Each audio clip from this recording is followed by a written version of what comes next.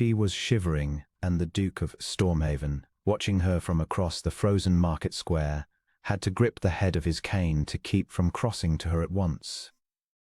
Snow came down in slow, fat flakes over the stalls, and Honora Ainsley stood among them in a shawl too thin for December, blowing on her fingers between stitches, mending a torn glove for a customer who had not even troubled to step out of the cold to wait. Her lips were nearly blue. And still she worked, head bent, because she always worked, because Crispin had learned long ago that this was the truest thing about her, that she would sooner freeze upright than stop. He had told himself he would only look. He told himself that every year, and every year it was a lie. For 8 winters he had watched her like this, from the edges of squares, from the windows of clubs, from a carriage drawn up at a careful distance, never close enough to be remarked, never near enough to be known. He knew the precise tilt of her head when she threaded a needle. He knew that she gave bread to the crossing sweeper on the corner, though she could ill afford it. He knew the small back room she rented above the chandler's, and he knew its rent had not risen in 6 years, though the chandler believed it had merely been a kind landlord's whim. The kind landlord was the Duke of Stormhaven.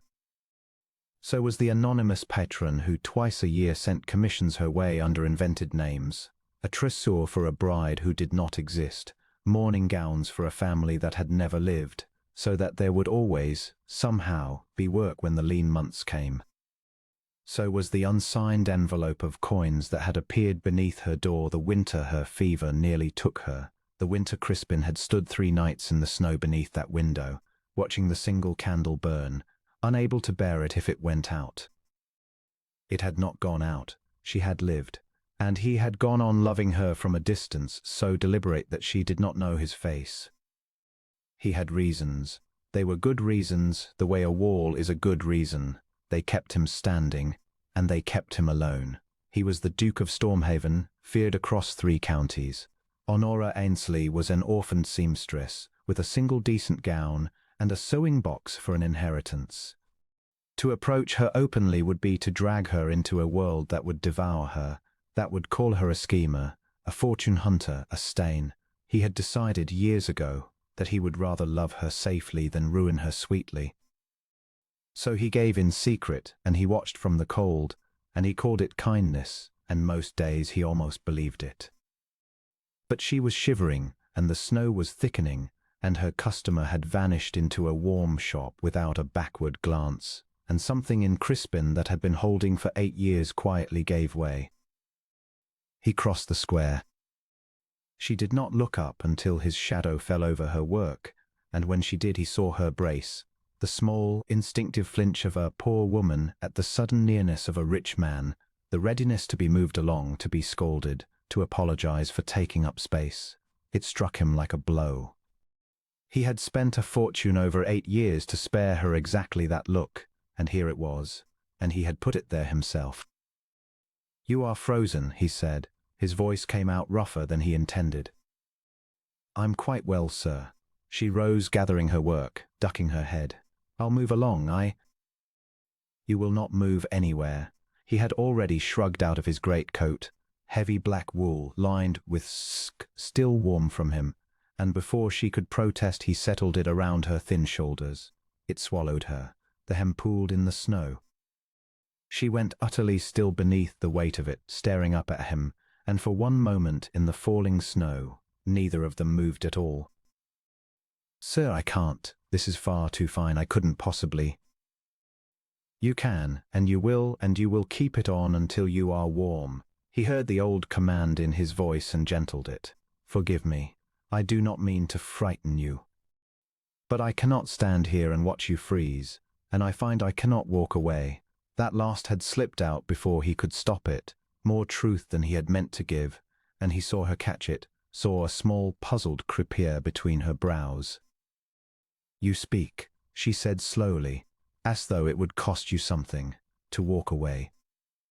He had no answer that was not the whole of his heart, so he gave her none. Instead he said, "There is a chocolate house on the corner. You will let me buy you something hot, and sit by the fire until the feeling comes back into your hands. After that you may scold me all you like." A ghost of a smile touched her blue lips, surprising them both. "I have never in my life had the chance to scold a gentleman. It seems a pity to refuse."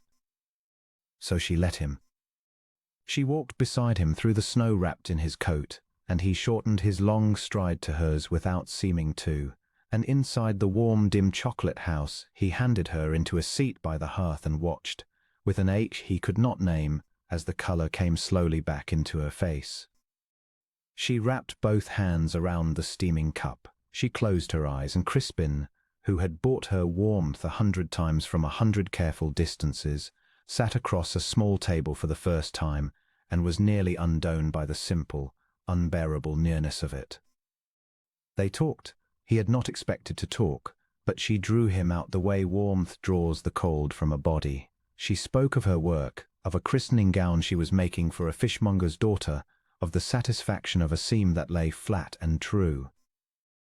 She did not complain of her poverty, but it was there in the careful way she eyed the cost of things, in the bread she slipped into her pocket when she thought he was not looking.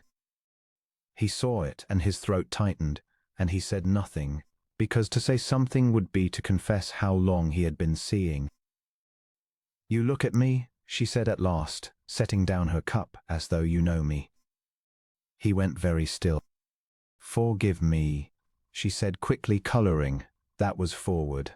Only, there is something in how I cannot explain it. As though we have met. We have not. I should certainly remember." A small, rueful laugh. "One does not forget a duke. You know who I am, then?" "Everyone in 3 counties knows the Duke of Stormhaven." She studied him, and there was no fear in it now, only a frank and disarming curiosity. "They say you are cold, ruthless, that you care for nothing." She tilted her head. "I do not think that is true. A cold man does not give a frozen seamstress his coat and then look stricken when she flinches. A cold man does not look as you are looking now." "And how am I looking now?" he asked, before he could stop himself. "As though," she said softly, "you have been hungry a very long time, and someone has finally set a meal before you, and you are afraid to believe it is yours." The fire cracked, the snow ticked against the window, and the Duke of Stormhaven, who had governed himself for 8 years with the discipline of a man holding back the sea, felt the wall he had built begin, at last and against all his will, to fall. He did not tell her that day. He was not so brave or so reckless. But he could not unsee her seeing him, and he could not go back to the cold square and the careful distance, not now that he had sat across a table and watched her hands warm and heard her name his loneliness aloud as though she had always known it. So he came back. He invented a commission, a set of fine shirts that no one but she could be trusted to make, and sat in her cramped little room while she measured and pinned, and he found pretexts, and she let him, and slowly, week by week through the deep of that winter, the Duke of Stormhaven did a thing he had never once done in his guarded life. He courted a woman openly, where she could see his face. She fell in love with him not knowing. That was the part he could not forgive himself.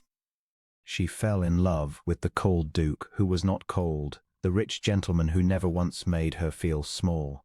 And she did not know that the kind landlord and the phantom patrons and the envelope of coins her door had all been him. Every tender afternoon was built on a thing unsaid, and a loved on a thing unsaid is built on sand, and Crispin knew it, and the knowing sat in him like a stone. It came out in the end, the way such things do, not in a confession, but by accident. She was sorting her sewing box one grey afternoon, he beside her at the small table, and from beneath the spools and the pincushions she drew out an old folded paper, soft with handling, its red wax seal long since broken. "I keep this," she said half to herself, smoothing it. "I oughtn't. It's only an old note, but it kept me alive once, and I have never been able to part with it." She unfolded it, the winter of the fever. "I had nothing. I had given up. And in the morning there was this beneath my door, with money enough to fetch the physician and buy a month of coal, and not a name on it, only these few words: She read them aloud, and her voice trembled. Live, the world is not done with you yet. From one who watches and is glad of you. She pressed it to her breast. 8 years I have wondered who, some angel, some stranger I once was kind to, I shall never know. Crispin could not breathe. She looked up. Whatever was in his face, she saw it. She had always seen him. She saw him now. The blood drained slowly from her cheeks. Her eyes went to the note in her hands, and then to him, and then to the note again, and he watched 8 years arrange themselves before all at once. The rent that never rose, the commissions that always came, the patrons no one ever met. The candle she had not known burned all night beneath her window, because a man stood 3 days in the snow rather than let it go out. It was you, she whispered. All of it. It was you. Honora. Don't. She rose, the note clutched to her, trembling now from head to foot and not, he thought wretchedly, from cold. 8 years. 8 years you knew me. You watched over me, you kept me alive, and you never, why would you not let me know you? Was I something to be helped from a distance, like a charity, some creature too low to be seen with? No. He was on his feet, and there was nothing left in him now to hold back, no wall, no discipline, no careful distance. 8 years of silence broke open in a single word. No, never that. The opposite. Always the opposite. His voice cracked. He, the Duke of Stormhaven, who never raised his voice and never lost it, stood in a seamstress's cold little room with his heart in pieces in his hands. I kept away because I am what I am, and you are what you are, and I knew that if I came to you openly, the whole cruel world would call you a fortune hunter and tear you to ribbons for the crime of being loved by a duke. I told myself I would rather guard you from the dark than ruin you in the light. I told myself it was kindness. He drew a ragged breath. It was cowardice. I see that now. I was afraid, not of them, of you, of standing where you could see me and being found wanting. Of you knowing my face and turning away. She had gone still. I have loved you, he said, low and steady and final, for 8 years, Honora Ainsley. From across squares, from beneath your window, from every careful distance I could put between us, because I did not believe I had any right to less distance than that. The kindest man in 3 counties, they would laugh to hear it, the cold duke, who could not bear to let one frozen seamstress go without bread. I am not kind. I am only and entirely and helplessly in love with you, and I am done watching from the cold. The note slipped from her fingers and drifted to the floor between them.